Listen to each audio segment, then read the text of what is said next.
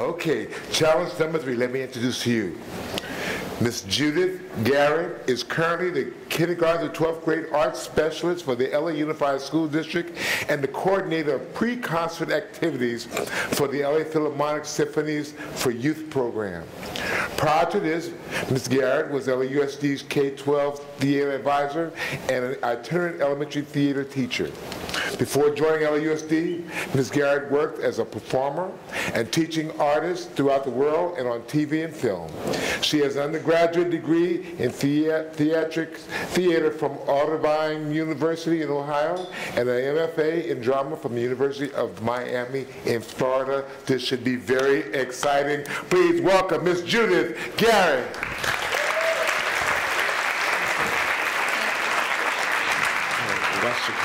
Thank you. Good morning. I'm excited to be here. This is something new and different for me to do. I didn't even know what the Aspen Challenge was until a few months ago, so I'm really learning a great deal. I was going to give you information about bullying, but we just got a huge education, probably more than I can tell you about.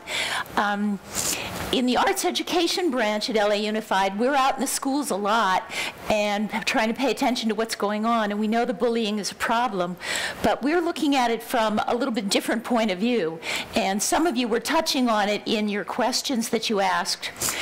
Our challenge is for a group to actually prepare, film edit, and prepare a documentary film and use it to share.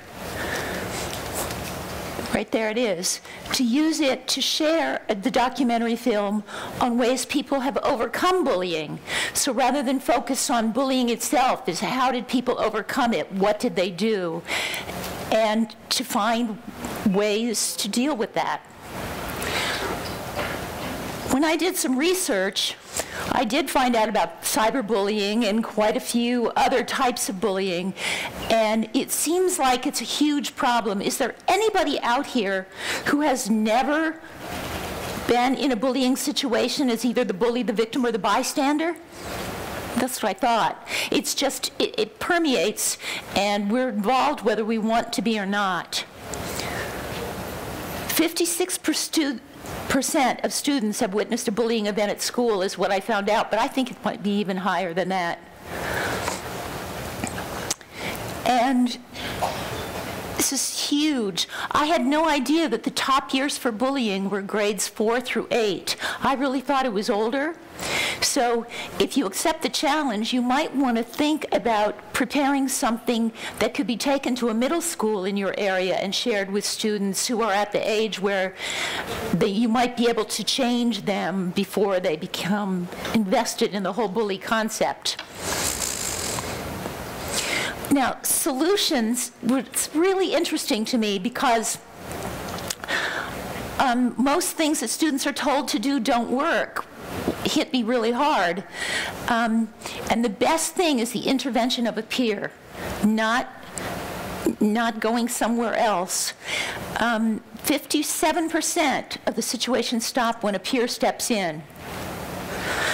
When I was in school, if you reported a bullying incident, nobody believed you. They always said, but it's changed now. So reporting it can help because there's so much more focus on bullying. So it can help. And I have a couple of examples. What I think would be the best thing to do for a documentary, and our challenge is to handle it any way you want, because filmmaking is a creative process. But when I was taking a group of theater teachers to 24th Street Theater for professional development, one of the teachers had met a high school student the week before and asked if she could bring him to talk to us. And I said, well, sure, okay. And I didn't know what it was about, but she said it was important. And he was a junior in high school, and he talked to us about the fact that he had been a bully starting in about 7th grade, continuing until a year before that. And he gave us a chance to ask him questions, and we said, why did you stop being a bully? And he said, well, some teacher was paying attention to him and asked him about cars, and he loved cars. The teacher loved cars, and they had companionship and went to some car race. But the idea was an adult paid attention to him and gave him something else to think about. And once he got that, he not only thought bullying was wrong, but he was doing what he could to help victims of bullies and got involved with some community organizations to help stop bullying. So his story was really inspiring. We actually had him come over to LA Unified and talk to a larger group of teachers because he was just fantastic. Another example, do any of you know where Southeast Middle School is? Anybody here from Southeast High School? No, they're right next to them. Southeast Middle School, it's over in the Southgate area. And there was a challenge, I don't even remember the name of the challenge, but it was a filmmaking challenge, and one of the students, a 7th grade girl, did a documentary on a woman who had been in an abusive situation. She had 3 children, and her husband was abusive, and she was stuck in this relationship. She had very little education, but she had the courage to break out of that situation, to get some more education, to get a better job, to protect her children, and she talked about her new experiences. They went to her work, interviewed people, and it was such a wonderful film that not only was it wonderful to look at, but it was entered in a contest, and it won first place. And it was a contest for middle school and high school students, but it won first place in the country. And they flew her and the teacher to Washington, D.C. for a big celebration. And she won a couple $1,000 scholarship. So it's absolutely amazing what you can do when you talk to the people who have been involved as a victim or a bully and get their stories and use those stories to inspire other people. So that's what we're hoping for. We're the arts branch, and we deal with instruction, so I'm supposed to remind everyone that there are also standards in our district in the arts. We have art standards. Did you know that?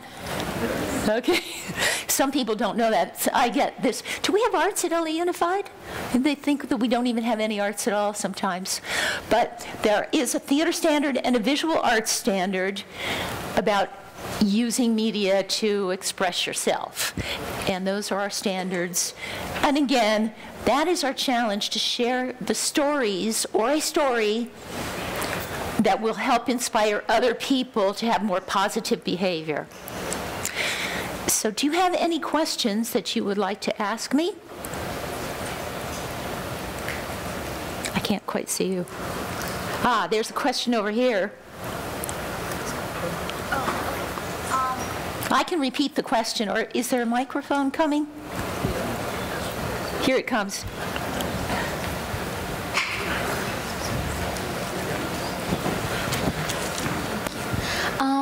Hello. I heard you mention that the students from, I think, Southgate High School. Southeast. Middle School. Middle That's okay. School. They made a documentary about, and they included a story about a woman who had very little education and how her husband was abusing of her. And so, like, my question was, do we just focus on teenagers and children, or can we also focus on adults and their problems as well? I think you need to decide what your community could benefit from and where your interests are and the situations that you know about. So you have to kind of look at your community and what would help that community, because you all come from very different areas. I go to schools a lot, and it's amazing from one end of LA Unified to the other how different your communities are. So it would be what matters to you. It does show that the majority of the problems with the bullying we think of is from grades 4 through 8. So you might want to think about that. But certainly I have a niece who's out of high school. She dropped out of college. She's working at a thrift store for minimum wage, and her whole goal in life is to marry somebody and get taken care of. And she really, that's it. That's all she wants to do. And I keep talking to her, but you know how that works.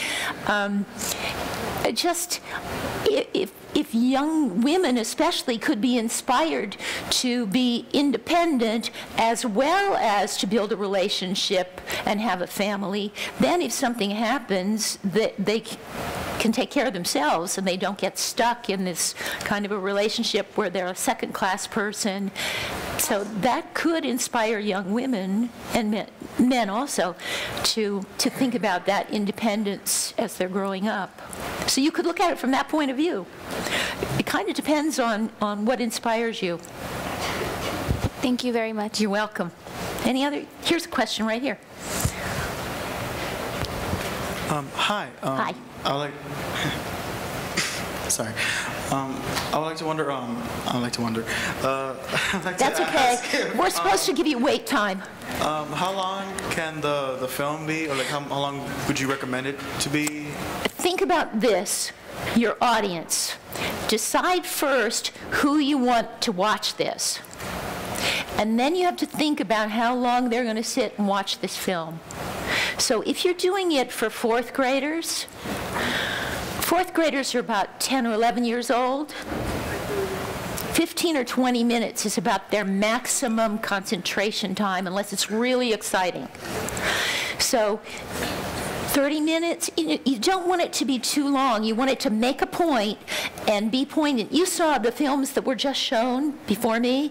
Those were not long, but they were really, really well done.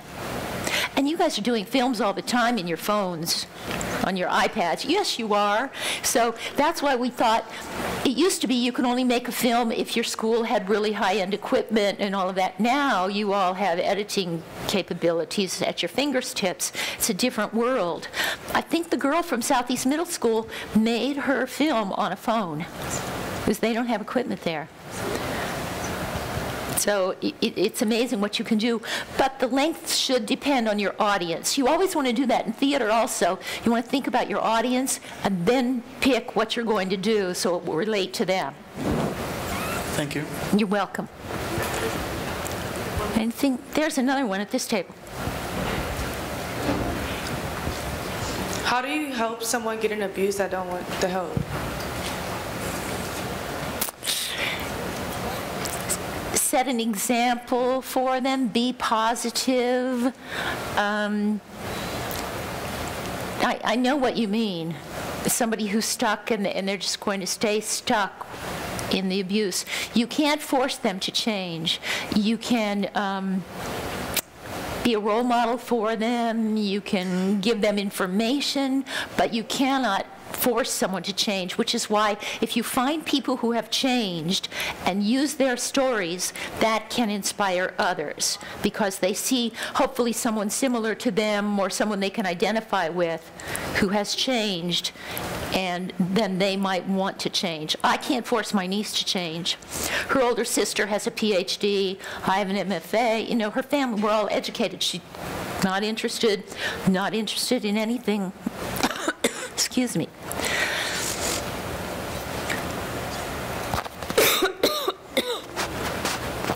The wind. It was terrible driving here, the car. Any other questions? Over here. Good morning. What are some documentaries you would recommend for us to watch for the research for the challenge? If you look on the internet, on YouTube, under bullying, you'll find tons of them. Okay. Tons and tons. Thank you. But yours should be unique to your community. That'll make it different. Way over there.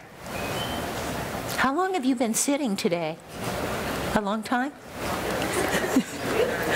We have one question in the back. One last question way in the back.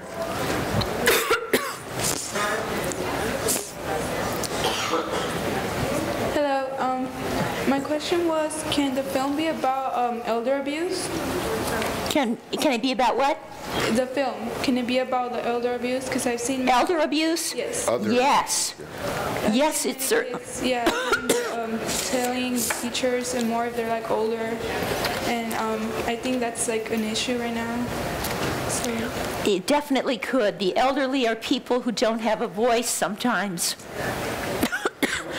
And finding somebody who has overcome that situation could be very helpful. And then your audience could be senior citizen centers, places like that. You want the audience not only to be the victims, but the bullies also, and the bystanders especially, because they're the ones who can make a difference.